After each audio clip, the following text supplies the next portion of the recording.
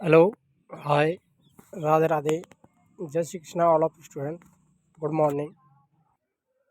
मैं वसंत पोद्दार आप सभी का आपके अपने यूट्यूब चैनल लोहार बजरंग क्लासेस में हार्दिक स्वागत करता हूं। मेरे प्यारे विद्यार्थियों, हमारी जो निःशुल्क इतिहास की क्लासेस चल रही हैं UPSC, RPSC all competition exam के लिए। तो देखिए, वहां पर हमने वैदिक सभ्यता का पार्ट 1 इससे पहले करा दिया है और आज के वीडियो में पार्ट 2 लेकर के आए हैं। देखिए, उपनिषदों की कुल जो संख्या बताई गई है वो 108 बताई गई है। तो उपनिषद कितने हैं? 8। कितने उपनिषद हैं? 108 उपनिषद हैं।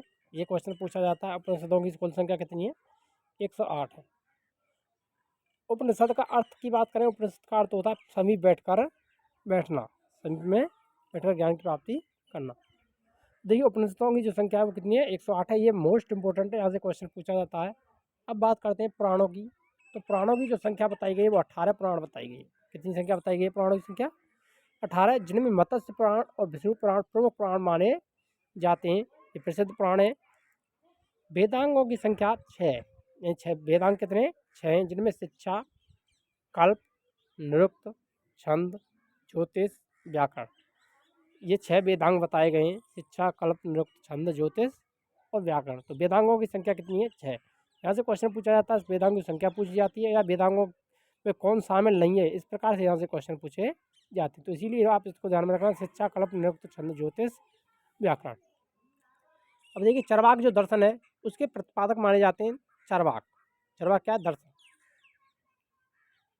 तो चरवाक दर्शन के जो प्रतिपादक हैं वो कौन है? चरवाक माने जाते हैं।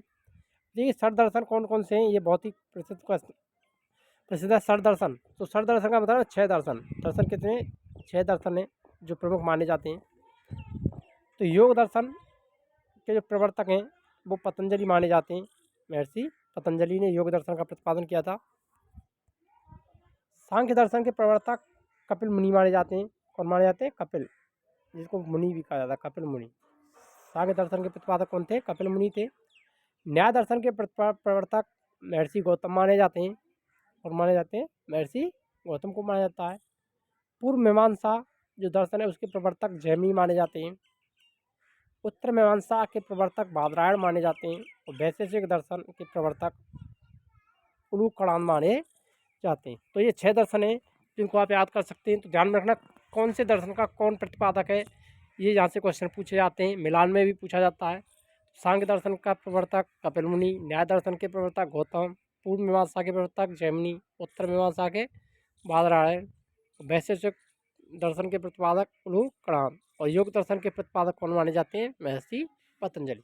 तो यहाँ से क्वेश्चन पूछे जाते हैं, ये मोस्ट इंपॉर्टेंट है, ये ध्यान में रखना है आपको। हम आपके जो फैक्ट हैं उन्हीं को लेकर के आए हैं। इंपॉर्टेंट जो फैक्ट परीक्षा की दृष्टि से होते हैं उन्हीं को यहाँ पर कवर कर रहे हैं।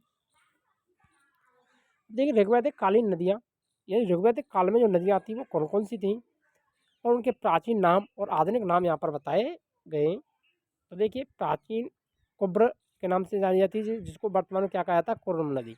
कौन सी नदी है? कुर्म नदी। कुबा, काबुल नदी, बेतेस्ता, झेलम।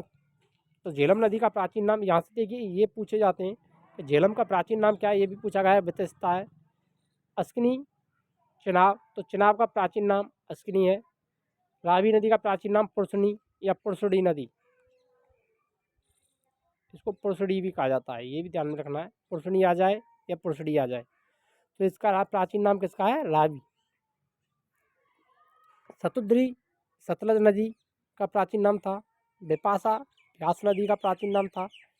सदानीरा, गंडक नदी का प्राचीन नाम।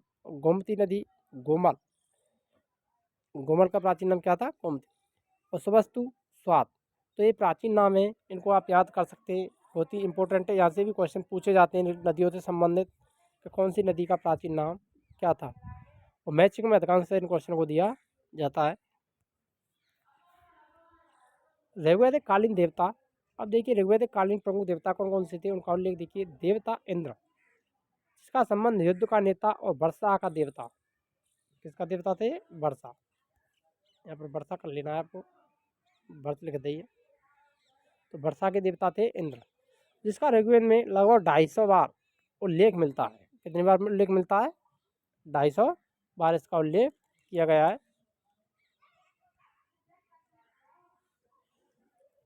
देखिए नेक्स्ट देखिए, दूसरा देवता अग्नि, जिसका संबंध देवता एवं मनुष्य के बीच मध्यस्थता करना, यानी अभी यज्ञ वगैरह होते थे, हवन होते थे, उनके तहत मनुष्य द्वारा यज्ञ हवन होते थे, उनकी स्तुति को देवताओं तक पहुँचाने के कार्य करता था अग्नि देवता। तो इसका उल्लेख भी 200 बार ऋग्वेद में मिलता है। देवता वरुण देवता, जिसका संबंध पृथ्वी एवं सूर्य के निर्माता के रूप में, समुद्र का देवता, विश्व के नियामक और शासक, सत्य का प्रतीक, ऋतु परिवर्तन और दिन रात का कर्ता, किसको कहा जाता था?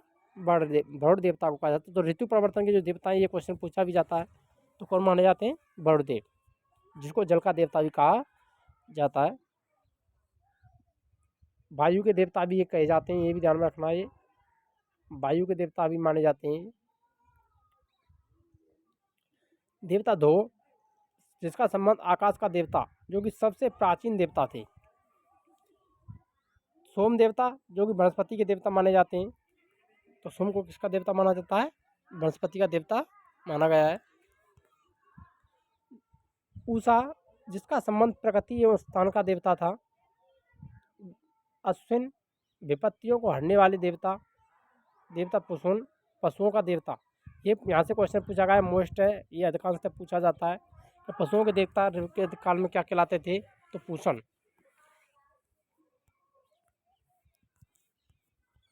देवता विष्णु, जिसका संबंध विश्व के संरक्षक और पालनकर्ता के रूप में माने जाते हैं भगवान विष्णु। मरुत देवता, जो आंधी तूफान के देवता, झंझावात के देवता भी माने जाते हैं। अगर वीडियो अच्छी लगी हो तो वीडियो को लाइक करें, शेयर करें और कमेंट करें। यदि आप हमारे चैनल पर नए हैं तो चैनल को सब्सक्राइब अवश्य करें। मिलते हैं नेक्स्ट वीडियो में, तब तक के लिए जय हिंद।